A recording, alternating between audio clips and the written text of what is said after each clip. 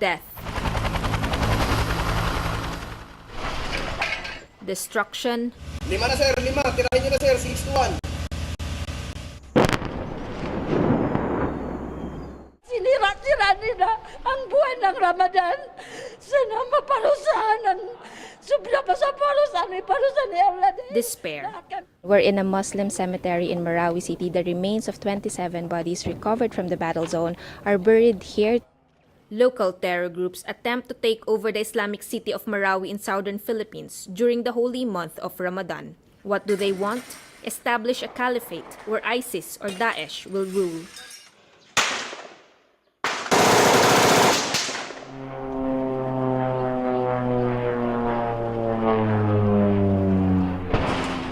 It's war.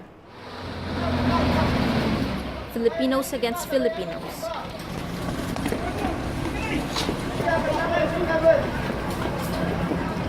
Soldiers, terrorists, battle over territory and flag. President Rodrigo Duterte declares martial law in Mindanao. It's the biggest crisis of his young administration. Armed Forces Chief General Eduardo Año vows to use his new powers to defeat the enemy. We will use the special powers of martial law to defeat this Maute group and other armed groups who have connived to rebel and trying to dismember this part of the territory from the Philippines.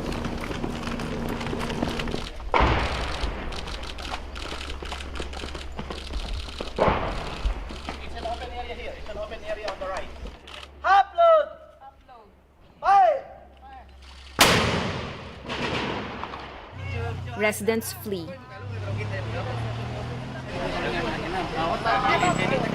The once bustling Islamic city turns into a ghost town. There's no easy explanation for the tragedy that hits Marawi.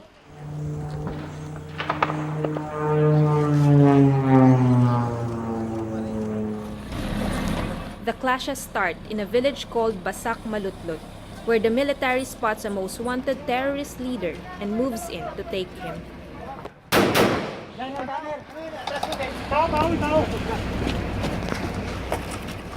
Bullet holes on freshly painted walls show the intense firefight that erupted in this safe house in Basak Malutlut. The Marawi crisis started here. This 4-story building with a red gate was the target of a military raid on May 23 because here they spotted Abu Sayyaf leader Isnilon Hapilon. The first clashes erupted here. ISIS names Isnilon Hapilon its top leader in Southeast Asia. The veteran terrorist leader based in Basilan is responsible for so many atrocities in Mindanao. He has long been the subject of a manhunt. In Marawi, he joins young radicals who grew up in the city. The Maute brothers led by Omar and Abdullah. They all pledged allegiance to ISIS. Kaya nabigla yung tropa natin dahil nung gusto nilang huliin si Isnilon Hapilon, kukunti lang naman yung tropa doon sa bahay na yon. Pero nung lapitan nila yung bahay at pasukin yung gate, lumaban sila. Tapos yung mga paligid na, yung mga bahay-bahay sa paligid, meron din palang mga armado doon. Hapilon escapes arrest yet again. What happens next surprises the generals. Armed Marawi residents rush into the streets, wave the ISIS black flag, and attack strategic points around the city. They occupy a Maypakpak Medical Center. They harass Camp Ranao, the military headquarters. They surround the City Hall. Hindi natin pwedeng iwanan ng City Hall dahil there were attempts na gusto nilang pasukin ito and they will take over the... They wanted to raise the Yes, black ma'am. flag. They release prisoners at the city jail, set ablaze the Protestant-run Dansalan College and the Catholic St. Mary's Parish. They take hostages along the way, move towards Bangulo, the city's commercial district, where they hold out for months. Barangay Maria Cristina Balon. Marawi Bishop Edwin de la Peña is away when the terrorists attack the city. But his residence is packed with workers in the middle of preparations for a Catholic fiesta. They were ready captives, no, when the terrorists came in.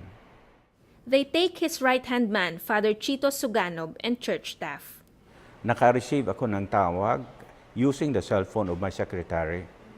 But to my surprise, yung boses ay boses lalaki at saka matapang at saka he was ordering me to do this and that. No?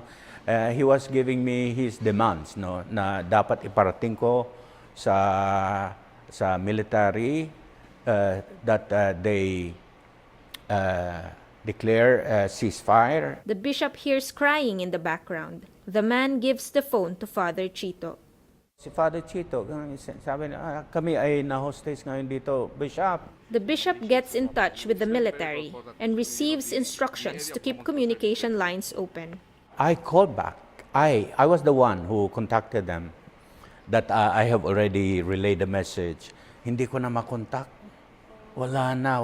The line was cut off, no? The armed men also target Dansalan College, a Protestant-run school the Maute brothers attended as young boys. Pinalabas yung mga Maranao, sabi na, sasabihin nyo to sa mga officials nyo or military na nakuha namin yung mga teachers nyo or co-teachers nyo. Ganyan.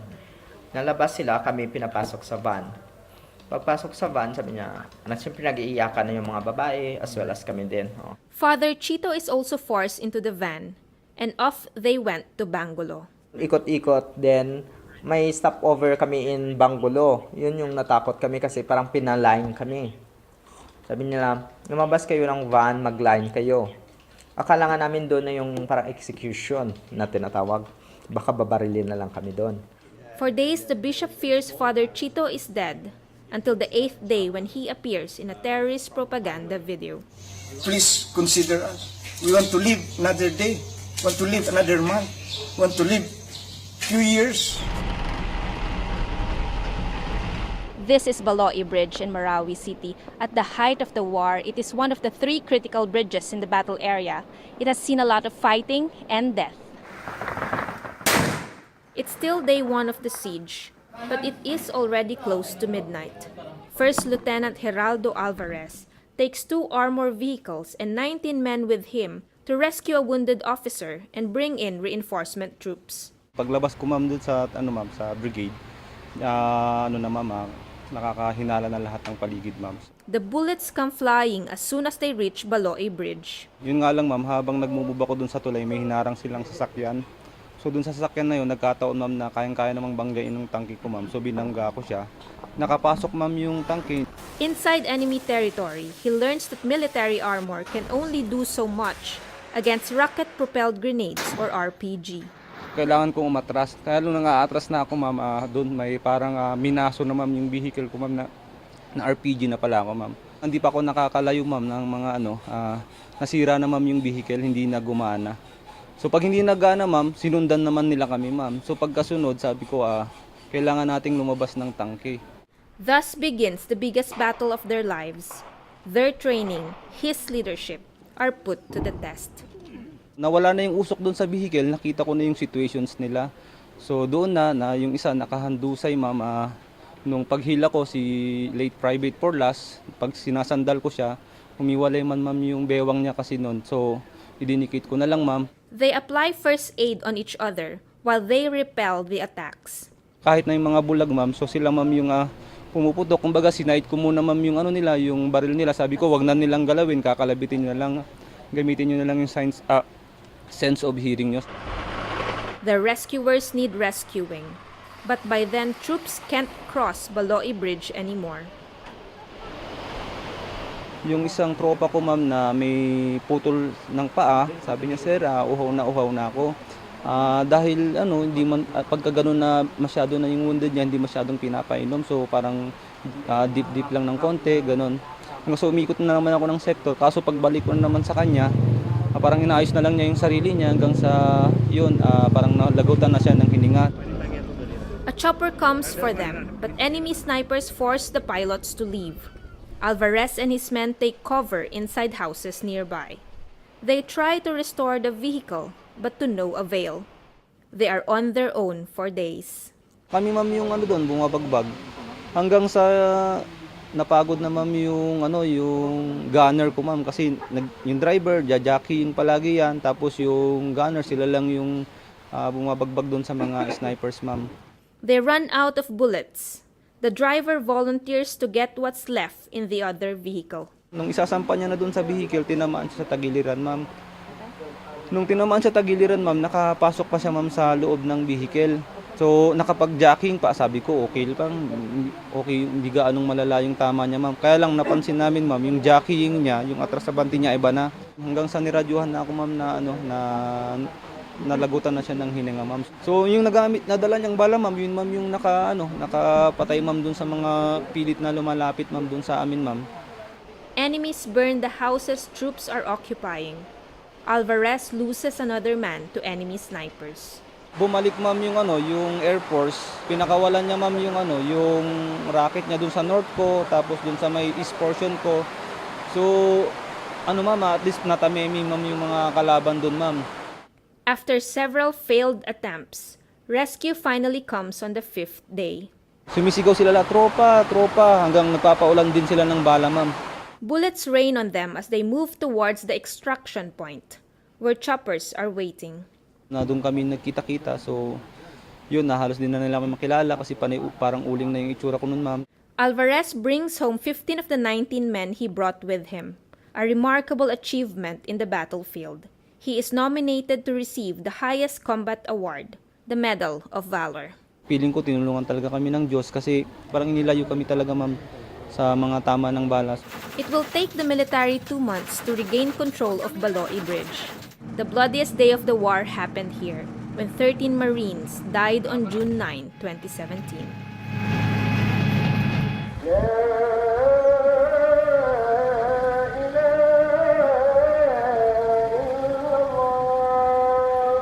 Marawi is notorious for loose firearms. It took a while for residents like Abdul Moheming to realize it isn't the usual rido or clan war anymore. Sana rin na 4 days na bakbakan. Kaso lang ito, sobra na ito. Noon, mga rido lang, yung patay-patay lang sa daan. Ngayon, nagsubra na ngayon. Marami na napugutan ng ulo dyan sa malatlat. He evacuates on day 5 of the clashes. Sobra na. Hindi na kami makatulog sa putukan. Nagamitan na ng yung mga bomba na malalakas. Yung hindi namin kaya pakinggan. But escape is not as easy for others.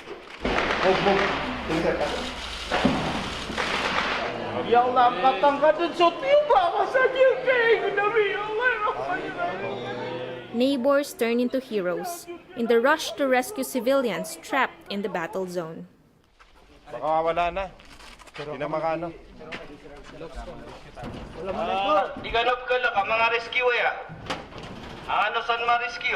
Ayun na, salong. Okay na. In areas rescuers cannot reach, residents like Anisa Mocado brave the crossfire. Tumakas kami 3 na doon sa Ecom, doon yung bahay namin. Kaya ang ginawa ko, umakyat ako ng pader, tumalon kami. Kaya tumakbo kami pasiksag, makagrinig kami ng motor ng mga ISIS na yan, magtago kami. Din tatakbo naman. Makikita din namin na helicopter, kaya baka hindi kami nila makikita, kaya hindi natin alam kung sinong kalaban mo. She sees a soldier at Bangolo Bridge and screams for help. Sabi ko, tulong! Civilian kami! Na yung sinalubong nila ako, na tinulungan nila ako, doon kami nakaligtas. Ang dami-dami ngayon civilians yan, hindi nakalabas. Sabi nila, oy, kung makalabas ka dyan, sabihin mo, marami pa dito, ha? Oo, sabi ko, opo. In the middle of all the violence, residents like Norodin Alonto Lukman and his niece make a stand to defy the radicalism the terrorists espouse. Muslims protect their Christian neighbors.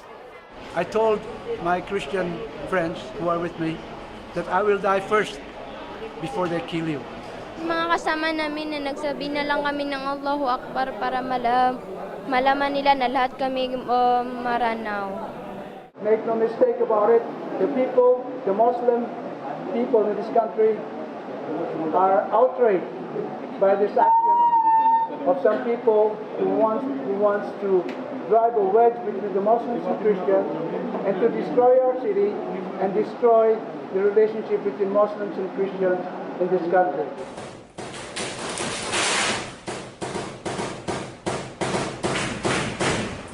Back in the safe house in Basak, Malutlut, the military recovers a video showing Hapilon and the Maute brothers planning the attack, along with Malaysia's most wanted militant, Mahmud Ahmad. It confirms the foreign fighters are in Marawi. Pwede kayong magkuha sa mga paralan. Pwede kayong mag-hostage. The video is part of propaganda footage the terrorists shot. Well, the grand plan of this multi-ISIS group is actually, at time of the first day of Ramadan, they will seize the whole of Marawi and proclaim an Islamic caliphate or state, just like what happened in Mosul when al-Baghdadi occupied Mosul June 2014. General Anyo says the raid in Basak, Malutlut foiled a bigger terror attack. They're not able to fully deploy all their forces, actually even additional forces from AKP and BIFF. Supposedly may mga papasok pa. But because of what happened when we raided the safe house on May 23, where we got also the copy of the videos in that safe house, na-abort lahat, naging premature na lahat. But it also shows how much the military underestimated the enemy, despite intelligence reports weeks before the attack.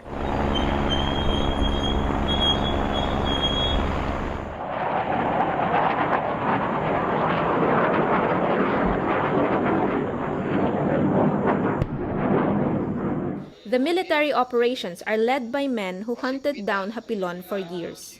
Lieutenant General Charlie Galvez is chief of the military command responsible for almost all of the areas in southern Philippines where terrorism is a threat. Politician Mujib Hataman worked with Galvez when he was a young officer in Basilan. Si General Galvez po, ang Western Mindanao Commander, nag-brigade commander din ho niya sa isla ng Basilan. Kaya tila ata mainit sa kanya si Isnilon Hapilon. The ground commander in Marawi is his classmate in military school. Major General Rolly Bautista also came from Basilan. Yun sa taas, yun. Wala, tumatago na, nagtago na.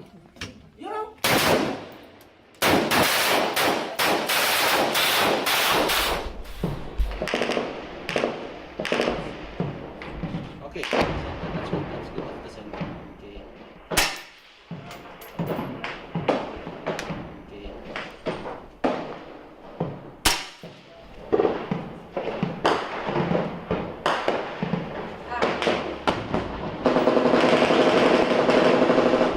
This is how the war is fought here in Marawi City. It is urban warfare. The main battle area is about 200 meters away. The Marines here, who are used to fighting in the jungles, occupy tall buildings, and snipers here bore a hole on the wall so they could have a view of the main battle area. Gentlemen, kung nakikita nyo ang hirap na sundalo, pag-clear niya lang ng sa baba, buhos, minamaso niya yan, yung kabilang dinding, dahil pagka kumaliwa ka ng kanan, nandun ang sniper. So ang ginagawa natin, binubutas natin yung dinding. Ganun lang kahirap. Yung dalawang building, dalawang araw din namin binubutas. Ang dami namin namamatay sa pagbutas lang ng isang building.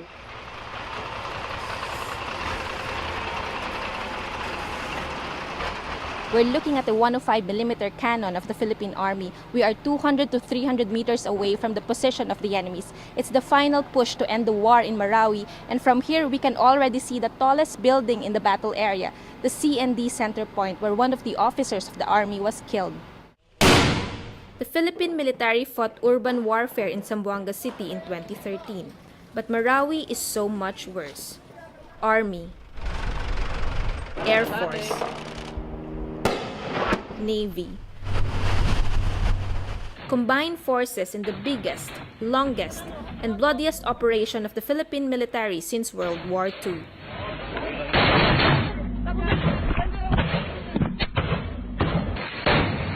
Allies come to help. US, Australia, fly surveillance planes to help locate the enemy. China sends rifles. The mission is complex. Neutralize the terrorists while making sure the hostages are safe. the military resorts to airstrikes, horrifying residents like Normira Pangarungan who fear bombs will destroy their homes or kill loved ones still trapped in the battle zone. Kasi magbomba-bomba sila. Mas lalo ngayon. Paano sila? Kung may natira pang isang, dalawa, tatlo, patay na. Yun ang problema ko man. Kahit nandito ako na para nandoon ako, gusto ko pa pumasok doon. Alang-alang sa pito. Kahit hindi pwede na kasi mahal ko man yung mga kapatid ko. Yun ang panganay. Weeks later, she is reunited with her family, but her nightmare is all too real to the military. At least twice, bombs accidentally hit troops.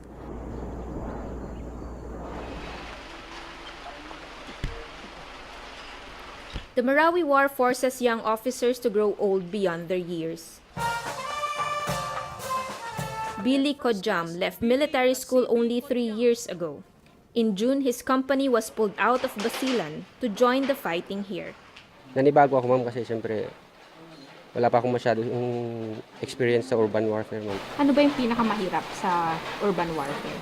Sa urban warfare is sniping, ma'am. Tapos yung labasan nila yung bahay, ma'am, gumawa ng butas, abangan yung butas nila, ma'am. Tapos pag pumasok yung tropa, doon na nila puputukan, ma'am.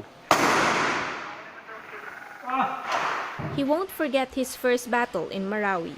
The mission: clear this green building that served as an enemy stronghold, as shown in videos recovered from the enemy. Nung unang attempt kasi namin, ma'am, is meron pala dyan, ma'am, sa likod. Nakapesto yung kalaban. Hinintay lang kaming dumikit, ma'am. Then, firefight talaga, ma'am. Yung nangyari. Hindi lang sniping, ma'am. Tapos, explosions din sa mga from M2 o 3 ng kalaban, yung ibang naka-wounded sa tropa namin, ma'am. Colonel Mon Almodovar is Kodjam's battalion commander. Nung mga first days kasi, few days, very strong pa yung defensive ko ng kalaban. And ang na-assign sa amin is i-clear yung dalawang building na matataas doon sa harap, yung pagpasok mo dito, yung nasunog na building na kulay green yung roof. Dito, ma'am, naipit kami dito, ma'am, sa first floor. Pagpasok namin sa first floor, ma'am, is may kalaban na pala sa second floor at saka third floor, ma'am. Pinapasok lang kami sa first floor. Hindi na kami maka-extricate. Ang last option ng mga nilabat ko at saka yung company commander ko, ma'am, is putukan yung second floor at saka third floor habang nag-extricate kami, ma'am. Pinasok yung dalawang tangke, dumikit kami dun sa tangke, ma'am. Then dahan-dahan kami umatras, ma'am. It will take them 4 attempts in a span of 3 days to take the building. Yung tropa namin, pabalik-balik lang, sige, wounded, balik ulit. 1 soldier is killed. Firing. Troops push on and learn new tactics along the way, but so do the enemy. The mosques make good hiding places. We are limited to strike yung mga mosque o kanyonin natin, bombahin natin yung mga mosque. So because of yung ating cultural sensitivities and respect for religion, safe na safe pa rin sila dyan sa ilalim ng mosque, sa basements niya. They also bore holes and dig tunnels. The military can pound buildings with airstrikes, but enemies can move from one building to another using these. So nung una, hindi sila naghuhukay. Eventually, habang tumatagal, naghuhukay na sila, nagtatunnel na sila. So, kumbaga, nag-i-improve din yung kanilang mga tactics at mga techniques.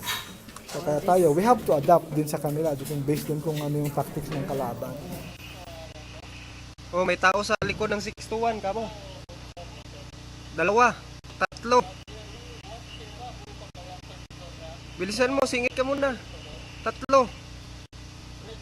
Sir, may kalaban doon sa may 621, sir, sa likod. 3, over. Sir, may tumawid galing 1S, papunta 4. 3. 4 na, sir. 4 na, sir, 4 na. 5. 5 na, sir, 5. 5 na, sir, 5. Tirahin nyo na, sir, 621.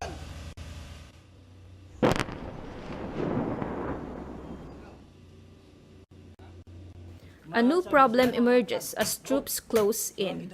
Improvised explosive devices or IEDs.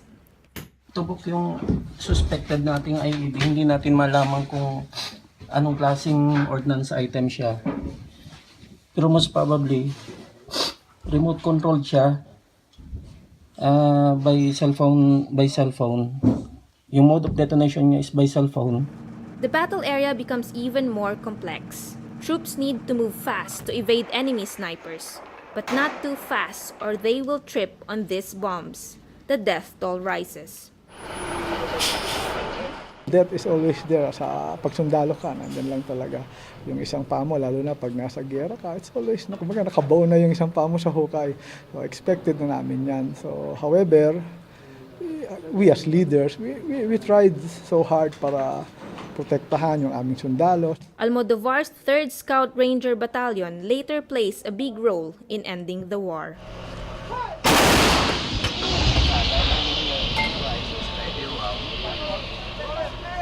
Galing kami sa Buteg, yung sa Kuan. Oo, matagal na yung ilang buwan na yung ngayon. Lumikas na yung mga ISIS. Dito sila nag-transfer. Sabi ko, bakit ganito na kahit saan tayong pumunta na may ano? The war against ISIS-linked groups in the Philippines did not start in Marawi. It's in Butig, where the Maute brothers operated for years. It just so happened that the mother is from Butig. Nung napag-isipan nila itong plano nila, dito sila pumunta sa Butig. Nangyari lang siguro, I guess, na dahil malawak yung bundok namin, at saka medyo may kalooban ito, dito sila nagtatago kasi medyo malayong abutin na military. Butig is no ordinary town. It's host to one of the biggest camps of the Moro Islamic Liberation Front, the country's dominant Muslim rebel group. This is how the peace process is connected to the war in Marawi. The father of the Maute brothers was once a member of MILF. He and his sons rejected the political solution the group espouses, the creation of a new Bangsamoro region that will give Muslims wider powers over their land. The Mautes prefer the radical ideology of ISIS and decide to carve their own territory. MILF Peace Panel Chairman Mohagher Iqbal says they work to counter the spread of ISIS ideology. Only the factor of the MILF is preventing the Moti group to recruit so many people to their side. But delays in the peace process erodes the MILF's influence, especially among the young. The leadership of the MILF belongs to the first generation of leaders, and they are advocating for the political resolution of the conflict in Mindanao, which government has not yet complied fully, especially the passage of the BBL. So in terms of moral ascendancy, I think the Moti group is taking something from the moral ascendancy of the MILF. It's become a battle for legitimacy. In 2016, the town that enjoyed relative peace since the MILF embraced the peace process becomes a battle zone once again.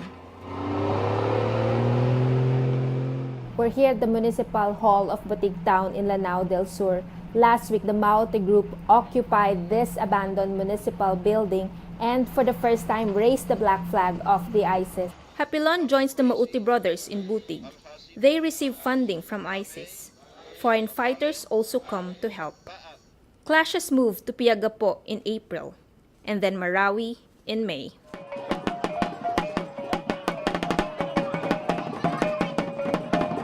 The wedding of Norinsha Basher and Jomar Saumay lifts the spirits of the evacuees at the tent city in the town of Pantar. Sana maayos na ang Marawi para makabalik na kami doon. Wala na yung gera. Life goes on despite the difficult situation in evacuation centers. But it's a long wait for the war to end.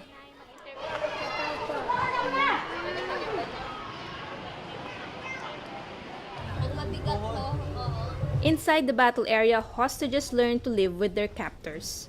Lord Vin Acopio is tasked to tend to wounded Maute fighters. Dr. Omar. Hindi nila alam, hinuhulaan ko lang yung pinagagawa ko. He laughs to cope. Nakadanasan ko nga na halos 3 days na hindi nakatulog kasi may mga patients na dagsaan. Siyempre, monitor mo yung gamot. monitor mo yung kailangan niya kasi kakaidlip mo, sabi niya, ihi ako, mga ganyan. Or matutulog ka na sana, sabihin niya, kakain ako, mga ganyan. So, alas 3 days yung parang lasing ka or nakadrugs ka na hindi mo alam. Bombs are dropping everywhere.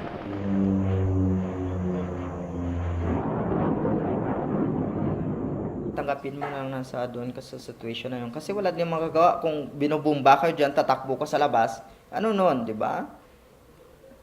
Baka barilin ka din nila. Kasi akala nila tatakbo ka, hindi yung intention mo sana umiwas ka ng bomba. Baka sa isip nila, tatakas ka. One day, Omar Maute finds him crying. Sabi niya, Omar, gawin mo na lang tong trabaho na to. Yung parang humanitarian na, ano ba, dahil kapwa mo sila tao. Huwag mong gawin to dahil captors or terrorists. He meets Hapilon himself. Sabay kami nagdasal eh. Nakakatakot nga syempre, alam mo, yung mood nila doon parang, parang mga seryoso, mga ganon. Oo. Pero hindi ko pa doon siya na-recognize na si IH yun. Kasi lately ko lang niya na-recognize nung nakita ko na yung mga news. They learn to pray like Muslims, but all the while they plan their escape. Pero before that, may mga plans na talaga kami ni Father. Hinihintay lang namin na medyo malapit lang yung operatives. Kasi mahirap naman na tumakbo ka dyan or tumakas ka na, andun pa pala sa milya-milya yung layo ng mga sundalo.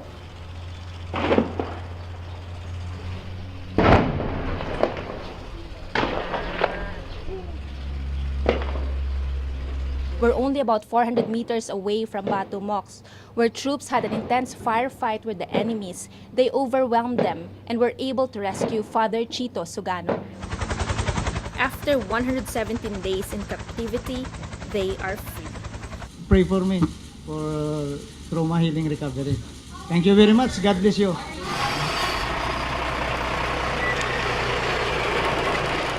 Troops push forward day by day. The last of the enemy's strongholds fall one by one.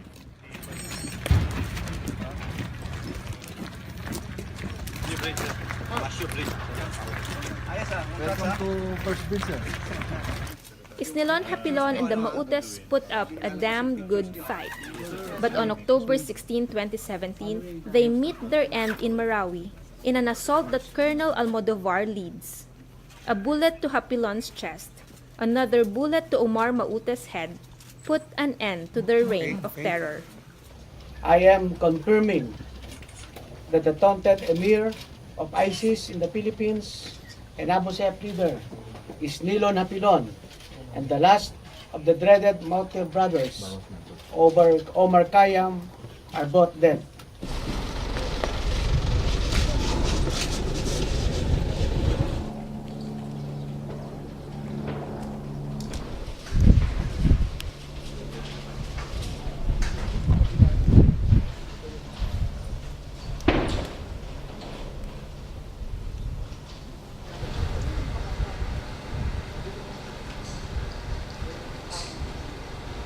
This is what's heartbreaking going inside the battle area. We see how houses are destroyed, and we're seeing human skeletons among the debris, still to be retrieved from the battle area.